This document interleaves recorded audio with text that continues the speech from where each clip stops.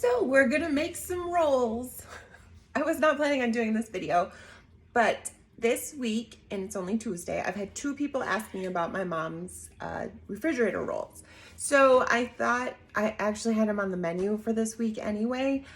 And someone sent me I was like, hey, how'd the rolls turn out? I'm sure they were great, kind of thinking, and they did not turn out. And so I said I would make this video for her, who shall remain nameless. And I just thought, well, I might as well just make a video for you all. I've got a sick nephew here, and I got a kid who's resting upstairs, and I've got to go pick up another kid in 15 minutes. So why not make a video about how to make rolls? So let's First of all, this is my mom's recipe. I will give it to you. It is in my very old cookbook. A friend of mine and I have the same exact one. And I have all these written. I think there's something beautiful about it. I feel like that needs to be said. I'm making potatoes in my Instapot, which is what I always do. This is tomorrow's dinner. Ooh, it's a soup. It smells delicious, but tonight is meatloaf.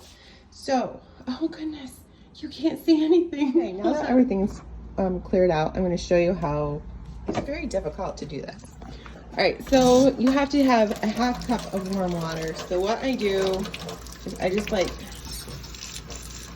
totally judge it. Do you want to get my hair washed in it? All right, then I feel like that's lukewarm. I mean, warm water, not lukewarm. So it's a hard judge. And I never know. I never do. I'm always like, oh gosh, I hope this turned out. So I should show you with the thermometer, but I don't have one.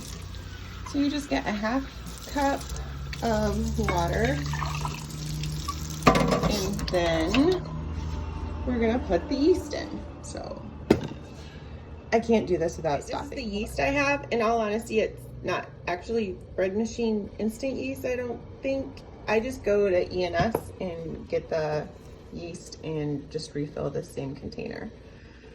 So you take 2 tablespoons, which in all honesty I was going to have in here when I was warming up the water and forgot. So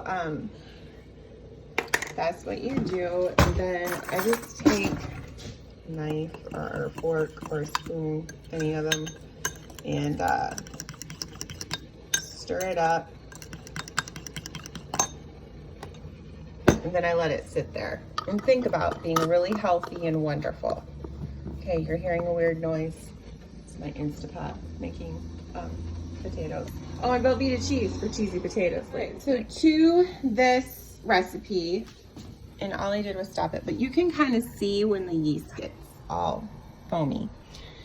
I tried to be like Joanna Gaines and measure everything out. I have 2 cups of lukewarm milk here. So what I do is I just put this in my big bowl. I use this bowl all the time. And I put it in 2 cups in the microwave for 1 minute and 20 seconds. In all honesty, I usually just put it on the back of my oven and just let it cook, but like get warm, not cook. So to that, you're gonna add a 1/2 cup of sugar. Oh, look, it's all measured out.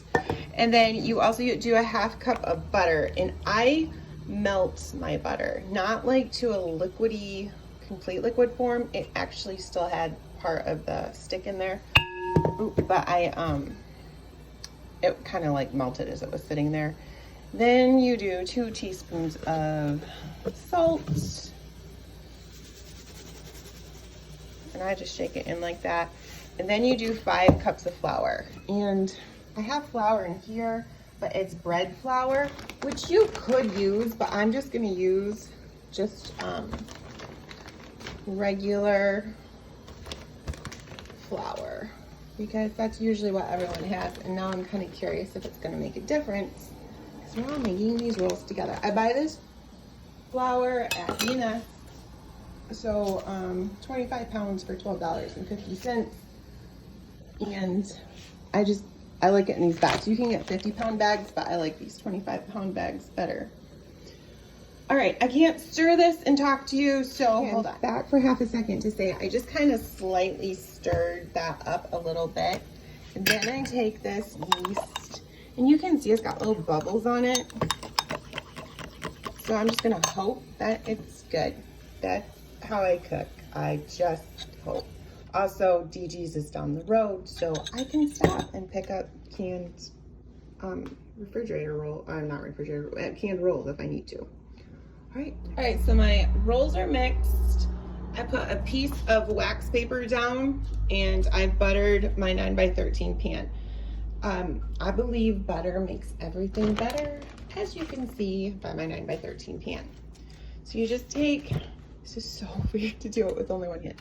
Okay, so you just take the flour and I kind of just stick my hand in it. And then I grab a thing of dough and I just roll it. So you just kind of flop it around like that and you plop it in the pan. And you are just going to continue to repeat doing that. Now I can never, ever make these rolls so that they are the same size.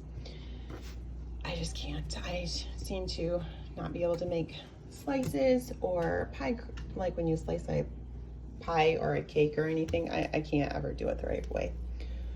What I do normally is I don't like end pieces, so I tend to make those like small, and I will steal pieces from that so the end pieces aren't as good as the middle pieces, which is what I will always take. My parents always know if I've been to their house and they are not there because I will steal the middle piece of anything.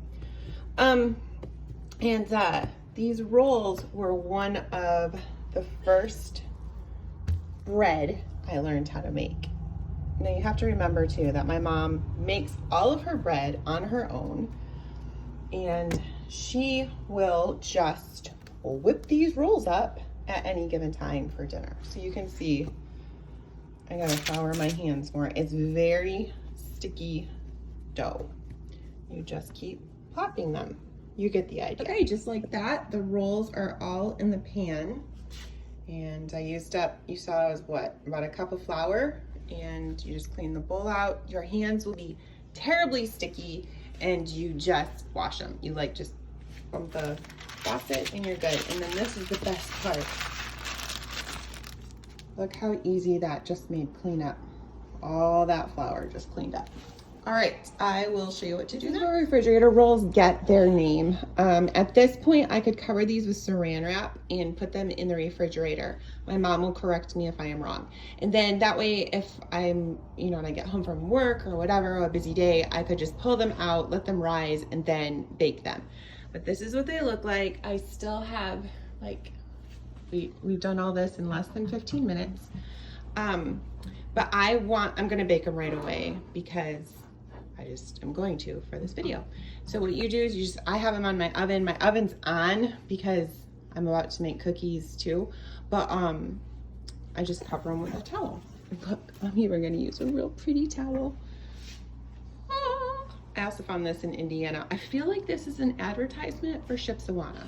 You can see how long it's been, 15, 20 minutes, more like 20. You see how the rolls are rising? They're all starting to touch each other. Technically, you could put these in the oven at this point. They're risen enough. I'm gonna wait a little bit longer so they get a little bit higher because that's just the way that I do it. But these would work fine. I've been in a rush and made them this fast. So we're just gonna wait a little bit longer. Sneak peek. This is new recipe for tomorrow. It's from a brand new cookbook. I needed to make it ahead of time. This is a trick that I will share with you. Every day I write what is for dinner.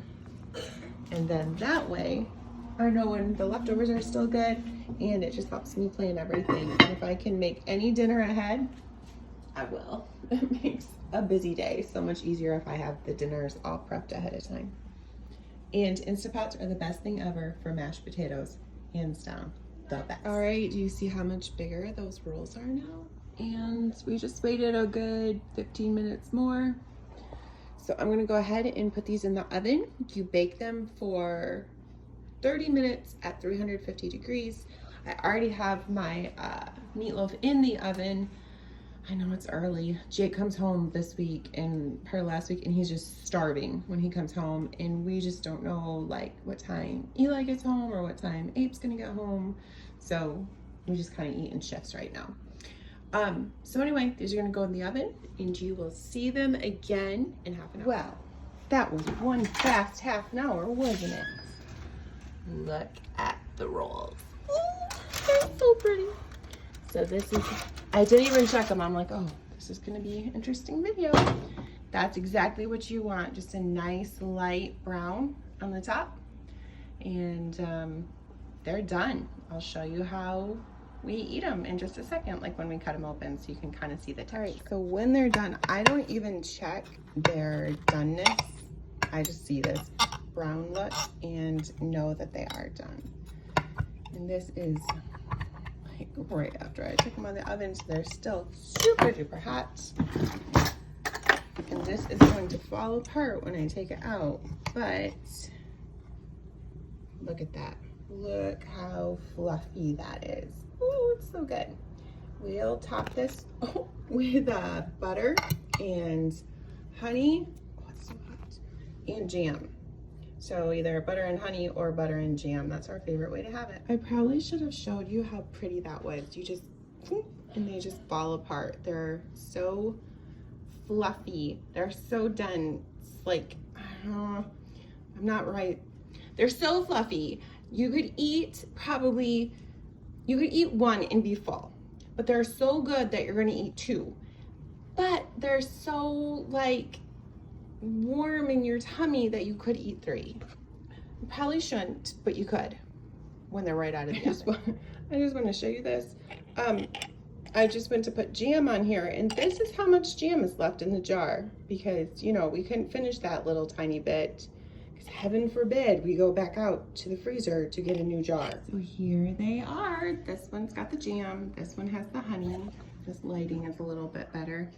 And they are delicious. So I hope you try them, and I hope the video kind of helped. I'll post the recipe with this too.